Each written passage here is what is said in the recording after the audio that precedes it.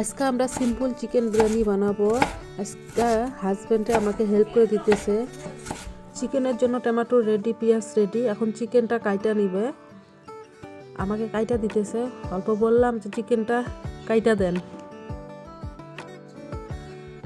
চিকেনগুলো কাটা হয়ে গেল, এখন ধুয়ে নিব।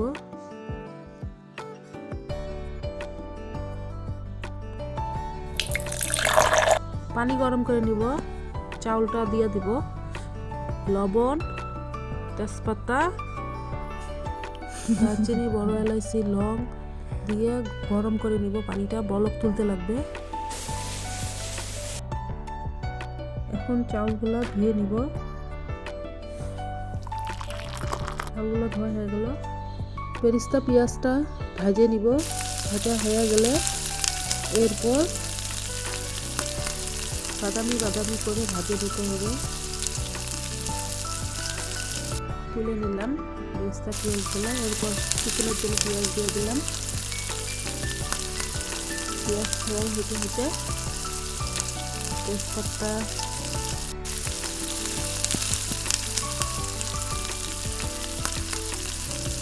মরিচ, রসুন, আদা বাটা ভালো করে নেড়ে চেড়ে নিতে হবে।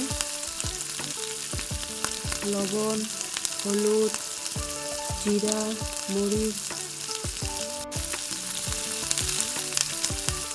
ভালো করে ভাজা ভাজা করে টমেটো ঢেলে দিলাম।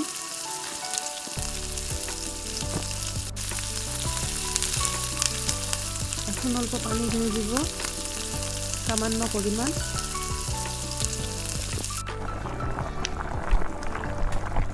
এটা ভালো করে অল্প সেদ্ধ হয়ে গেলে চিকেন ঢেলে দিব। এখন চিকেনগুলো ভালো করে কষে নিব। ঢেকে দিলাম, এখন সিজতে থাক। সিজতে সিজতে এখন পানিটা গরম হয়ে গেছে, চাউলগুলো ঢেলে দিব। চাউলগুলো ঢেলে দেওয়ার পর অল্প অয়েল ঢেলে দিব। এখন চাউলগুলো যে দিব সেদ্ধ হওয়ার পর ওইটা রাইস কুকারে একটু তেল নিচে লাগিয়ে নিলাম, জানি চাউলটা আটকে না যায়। চালগুলো ঢেলে দেওয়ার পর দুই পার্ট দিব। প্রথমে চিকেনগুলো দিলাম, চালগুলো দেওয়ার পরে চিকেনগুলো দিলাম, বিরিয়ানি মশলা, তার উপর ফির চালগুলো দিলাম, চিকেন মশলা,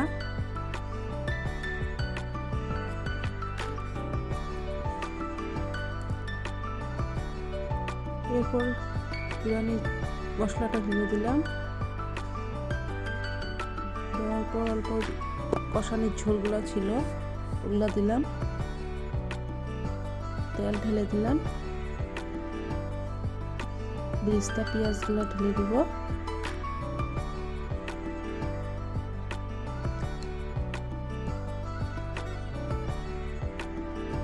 দশ মিনিটের জন্য ভাপ দিয়ে দিব।